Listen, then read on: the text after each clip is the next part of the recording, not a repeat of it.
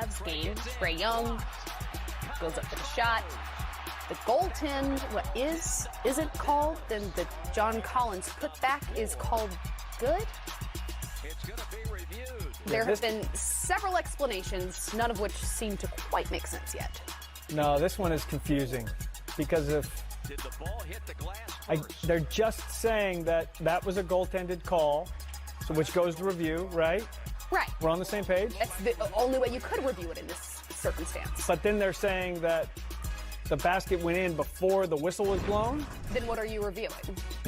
I don't know. Just, Oh, man. Questions I think the people are asking. That's a big play, but the bigger issue for the Dallas Mavericks in this game is losing the fourth quarter 34-21. So we always focus on these big plays late in games, but Dallas had opportunities to win the game. 111-107, the final score as the Hawks win. But, of course, we do want to hear from Coach Carlisle on that final play. Not quite sure what happened on the call. Goaltending was called, the whistle blew, players stopped. And then the basket was good after the whistle had blown, which is hard to fathom. What explanation were you given out on the court? What did the referees tell you? Not a sufficient one. Just a very disappointing way to end a game where our guys fought their butts off from start to finish. It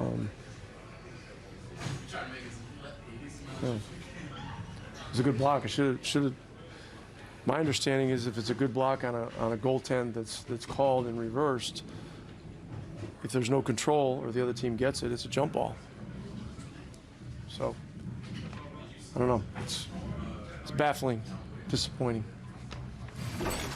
Coach Carlisle pointing out that he was not given a sufficient explanation for that play. I think we're probably all waiting on that as well. But let's talk about the Dallas Mavericks as a whole, because this is still a team that's competing for playoff position. That, of course, is going to make this loss a much more disappointing one. Even if it doesn't come down to that play, it's still a 13-point lead blown in the fourth quarter. Yeah, that's big. Luka and Porzingis didn't play, but at the same time, you have to understand that's a chance for the second unit to grow and for to close this game on the road, which they should have won. To Coach Carlisle's credit, he's right. It should have just been jump ball, have a chance to win, and teams make runs. So you can't be upset that you blew the lead. What you want to see if your team can come back and get back in the game and at least get into overtime.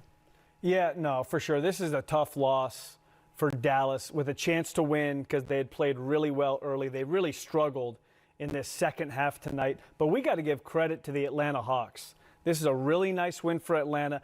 It's always hard to play against a team where you're expecting to go up against Porzingis or Luka, and then all of a sudden they don't play. It has a deflating effect in the locker room oftentimes, and that's a really challenging game. And going back to January 14th, these Hawks are 9-9.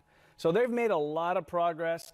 Defense is still struggling. A lot of that progress has been on the offensive side of the ball. A really good win, comeback win for the Hawks tonight. Yeah, they've won 6 of their last 7 at home, so they're certainly finding something. As we were talking about earlier, Earl, in a losing season, you have to find something to look ahead to, some hope to hold on to, and it seems like these young Hawks are starting to find that. Yeah, every young team is post-All-Star break. You're going to really see who you really are. You have the character on the team of players that's going to be there next year and what you need to add. You kind of seen Utah Jazz do that with Quinn Snyder when they had Gordon Hayward. They made a big jump after the All-Star break, and they carried over into the next season, and they end up becoming a playoff team.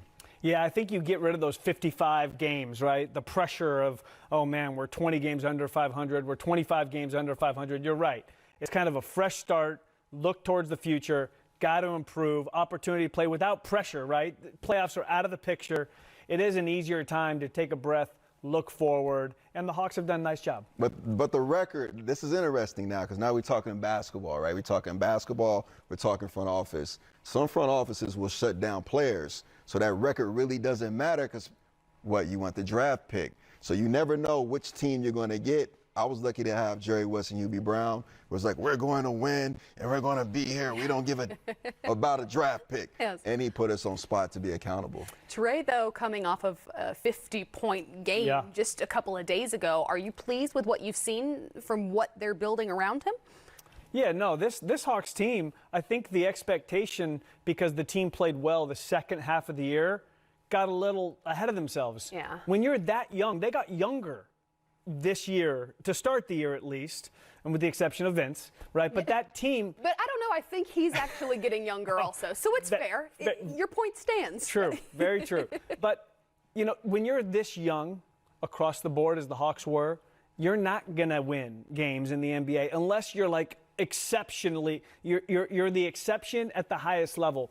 And then you throw in the suspension, the unexpected suspension of John Collins for 25 games, and I mean, you're rocked. This team made a number of nice moves at the trade deadline. Capella we haven't seen yet because of the foot, but Dedmon's going to be a nice piece for them going into the future. They had a ton of cap room. We know it's not a great free agent year. They decided to basically spend their cap room in trade a couple weeks ago. They've done a nice job. They just need time. Patience is one of the hardest things. They've done a good job. That group just needs time to come together. There is a welcome to Atlanta Clint Capella billboard right over my exit. So I know the city's at least excited to have him. So I'm excited to see what he brings to the team as well. Let's go back and check on Giannis and the Bucks.